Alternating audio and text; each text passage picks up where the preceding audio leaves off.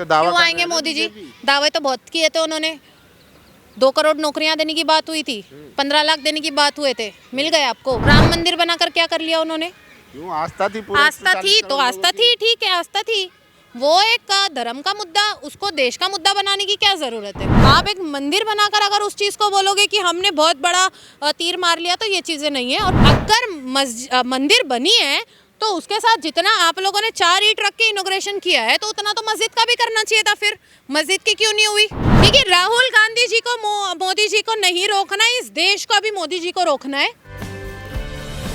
Ma'am क्या लग रहा है 2024 में कैसे देख रहे हैं, क्या फिर से मोदी जी आ रहे हैं या कांग्रेस आएगी? क्यों आएंगे मोदी जी? मोदी जी तो दावा क्यों कर रहे आएंगे हैं ना मोदी जी? बीजेपी। दावे तो बहुत किए थे उन्होंने। 2 करोड़ नौकरियां देने की बात हुई थी, 15 लाख देने की बात हुए थे, मिल गए आपको? मुझे तो नहीं मिले, तो क्यों आएंगे फिर? लेकिन राम मंदिर तो बना दिया ना। राम मंदिर बनाकर क्या कर लिया उन्होंने?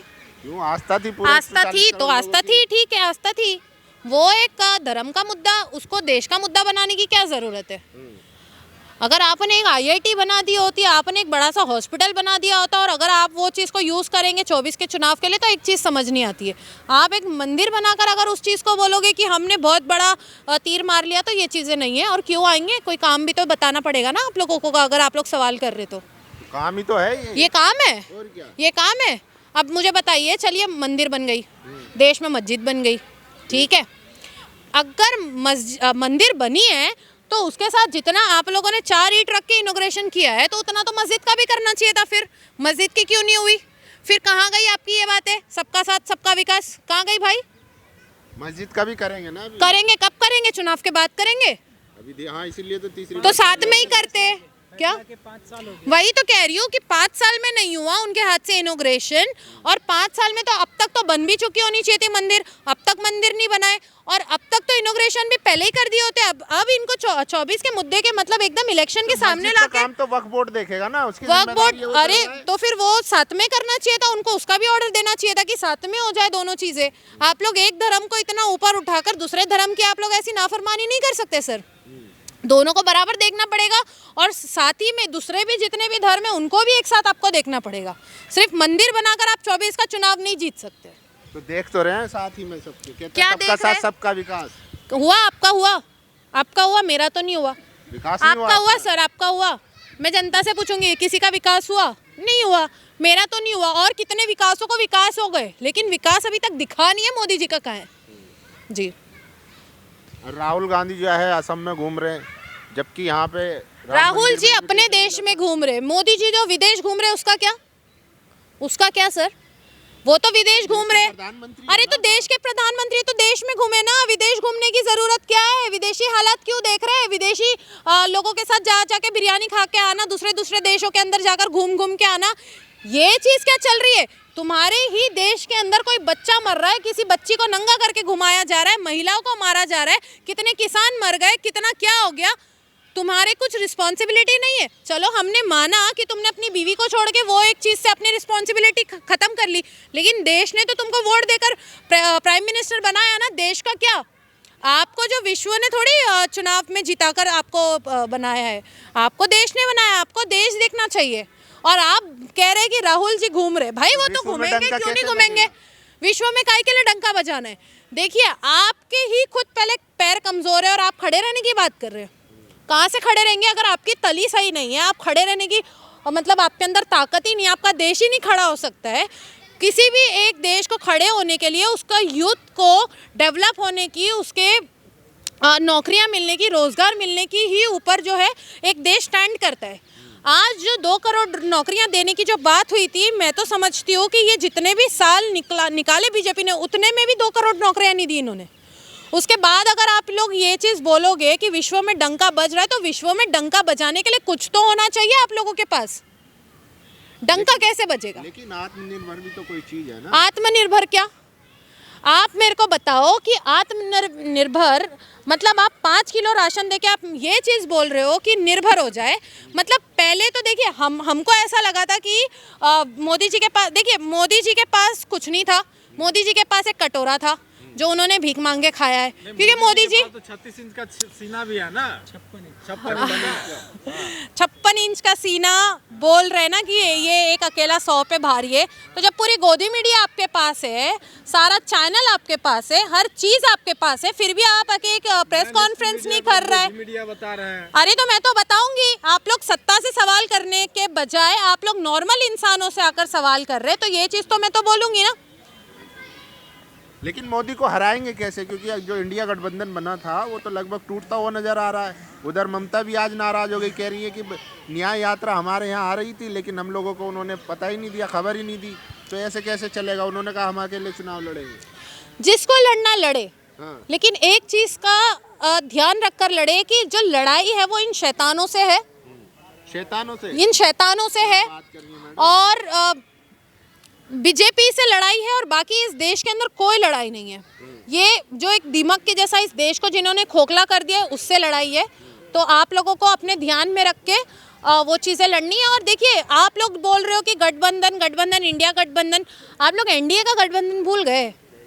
ये चीज़ भी तो है ना, उसमें तो ज़्यादा पार्टियां हैं, इंडिया से ज़्यादा पार्टियां आपकी बीजेपी के अंदर जो गठबंधन हुई है। फूट नहीं है ना, जो फूट का क्या होता है, फूट का कुछ नहीं होता है भाई। देखिए, फूट का कुछ नहीं है।